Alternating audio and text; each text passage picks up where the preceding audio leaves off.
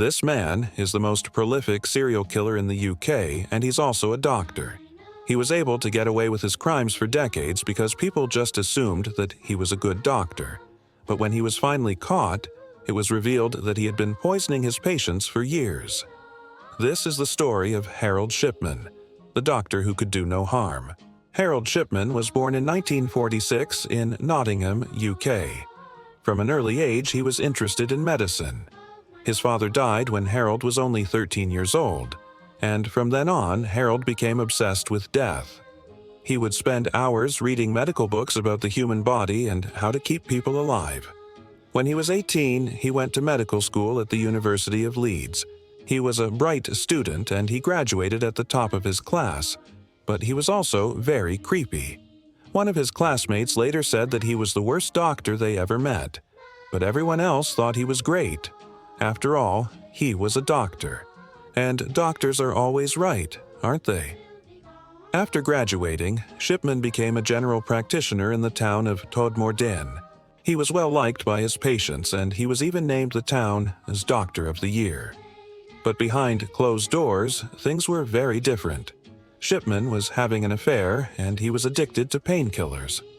To help him cope with the stress of his job, he started prescribing lethal doses of drugs to his elderly patients, killing them and making it look like they died of natural causes.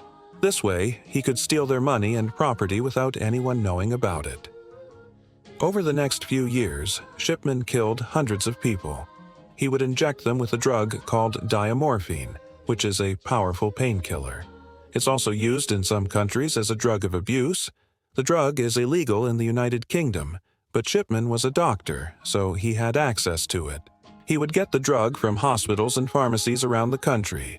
He would then go to his victims' homes and inject them with a lethal dose. Shipman would make sure that the families were there when he injected the drug so that they would see him as a hero who was helping their loved ones die peacefully. Shipman got away with his crimes for a long time because he was a doctor. People just assumed that he was trying to help his patients die. In fact, Shipman was even interviewed by the police about one of the murders. He was a suspect because he was the last person to see the victim alive, but he was cleared of any wrongdoing. Eventually, Shipman's luck ran out.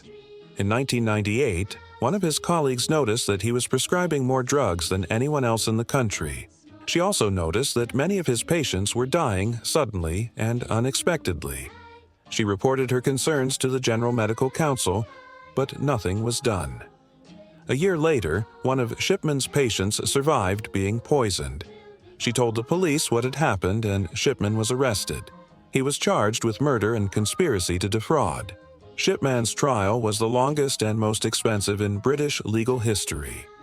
He was convicted of 15 murders and 18 drug offenses and was sentenced to life in prison. He was ordered to serve a minimum of 15 years before being eligible for parole, but he never made it out alive. Shipman took his own life in January 2004. To this day, no one knows how many people Shipman killed. Some say it was as many as 250. That's why he's known as the most prolific serial killer in UK history. Now check out Evil Doctor Who poisoned and killed hundreds of his own patients. Or watch this video instead.